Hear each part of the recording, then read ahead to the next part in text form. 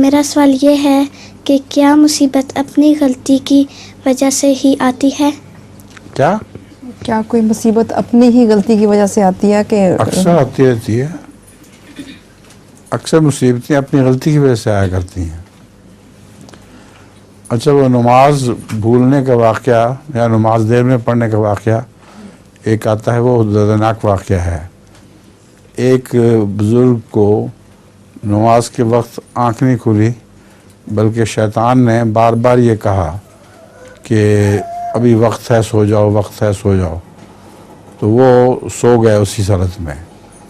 जब आँख खुली तो देर हो गई थी और नमाज के वक्त जाता रहा।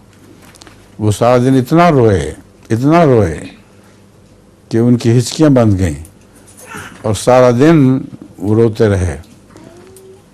दूसरे दिन सुबह उनको शैतान ने आवाज़ दी कि उठो, नमाज पढ़ लो।